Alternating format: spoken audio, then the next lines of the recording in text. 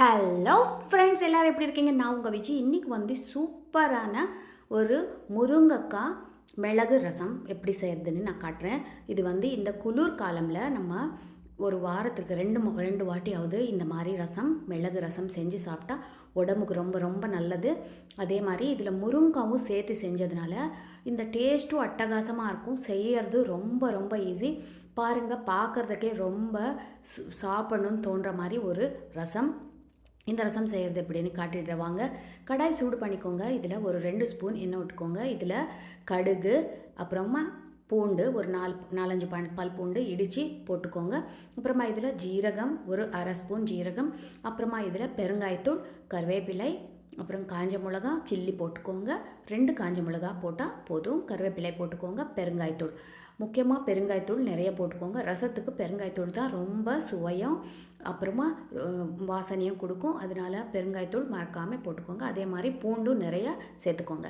இப்போ பாருங்கள், இந்த நம்ம போட்ட கடுகு நல்லா வெடிச்சிச்சு. இப்போ இதில் நம்ம என்ன பண்ண போகிறோம்னா தக்காளி ஒரு 2லேருந்து 3 தக்காளி, நல்லா மீடியம் சைஸாக இருந்தால் 2 எடுத்துக்கோங்க, ரொம்ப சின்னதாக இருந்தால் 3 எடுத்துக்கோங்க.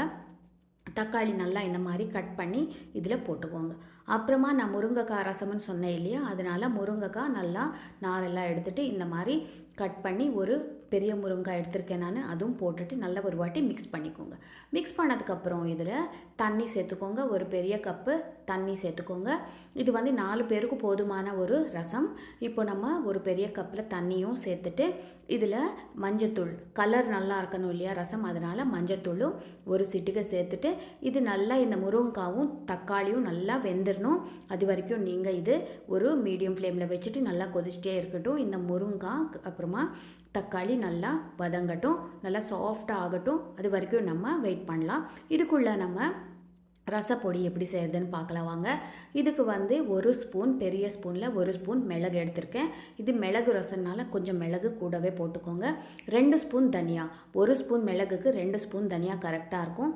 அப்புறமா ஒரு அரை ஸ்பூன் வரைக்கும் ஜீரகம், ஒரு அரை ஸ்பூன் ஜீரகம் சேர்த்துருக்கேன். அப்புறமா இதில் நம்ம ஒரு சின்ன 1/4 ஸ்பூன் அளவுக்கு வெந்தயம் வந்து குளிர்ச்சி, அதனால் வெந்தயமும் போட்டிருக்கேன். ஒரு 1/4 ஸ்பூன் போட்டால் போதும். இப்போது நம்ம இதில் காஞ்ச மிளகா ஒரு 2லேருந்து 3 காஞ்ச மிளகா போட்டுக்கலாம். காரத்துக்கு ஏற்ற மாதிரி.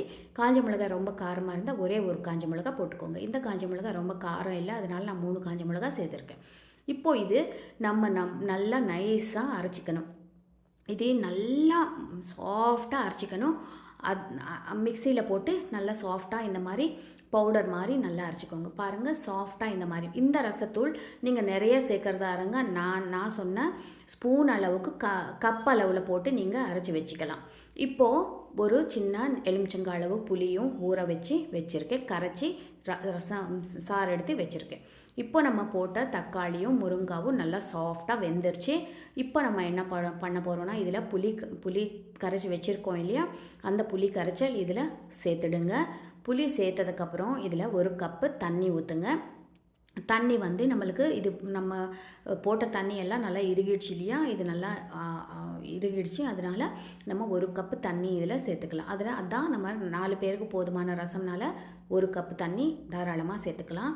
இப்போது இதில் நம்ம என்ன பண்ண போகிறோன்னா, நம்ம ஏற்கனவே ஒரு சின்ன கப்பு தோரம் பருப்பு வேக வச்சு எடுத்து வச்சுக்கணும்.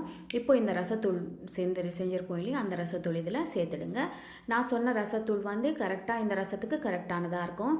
கொஞ்சம் ஒரு 3 ஸ்பூன் சேர்த்துக்கோங்க. 3 ஸ்பூன் ரசத்தூள் சேர்த்துக்கோங்க. அப்புறமா இதில் நம்ம நல்லா ஒரு வாட்டி மிக்ஸ் பண்ணிவிட்டு இதில் நம்ம என்ன பண்ண போகிறோம்னா உப்பு சேர்க்கணும். ருசிக்கேற்ப உப்பு வந்து 1 ஸ்பூன் அளவுக்கு உப்பு போட்டால் கரெக்டாக இருக்கும். கல்லுப்பாக இருந்தால் 3/4 ஸ்பூன் போட்டுக்கோங்க. இந்த மாதிரி 1 ஸ்பூன் அளவுக்கு உப்பு சேர்த்துக்கலாம். சேர்த்துட்டு இது நல்லா கொதிக்கட்டும். அப்புறமா இதில் ஒரு சின்ன வெல்லம், ஒரு சின்ன துண்டு வெல்லம் சேர்த்துக்கலாம். வெல்லம் சேர்த்தா இந்த ரசம் ஒரு மாதிரி நல்லா கொஞ்சம் லேசாக ஸ்வீட்டாக சூப்பராக இருக்கும். இப்போ இந்த ரசம் கொதிக்க ஆரம்பிச்சிச்சு. இதில் நம்ம ஏற்கனவே வேக வச்சுருக்கோம் இல்லையா பருப்பு, தோரம் பருப்பு, அது இதில் சேர்த்துடலாம். ஒரு 2-3 ஸ்பூன் தோரம் பருப்பு சேர்த்தாலே போதும். நல்லா இந்த மாதிரி மிக்ஸ் பண்ணிக்கோங்க. ஒரே ஒரு கொதி வரணும். ஒரு கொதி வந்ததுக்கப்புறம் கொத்தமல்லி மேலே தூவிட்டு இறக்கிட வேண்டியது தான். ரொம்ப கொதிக்கக்கூடாது ரசம். எப்போவுமே ஒரு கொதி வந்தாலே ஸ்டவ் ஆஃப் பண்ணிவிடுங்க. சூப்பரான முருங்கைக்காய் தக்காளி மிளகு ரசம் ரெடி ஆயிடுச்சு. கண்டிப்பாக ட்ரை பண்ணி பாருங்கள். ஃபஸ்ட் டைம் சேனல் பார்க்குறீங்கன்னா சேனலுக்கு சப்ஸ்கிரைப் பண்ண மறக்காதீங்க. அடுத்த வீடியோவில் சந்திக்கிறேன். உங்கள் விஜி.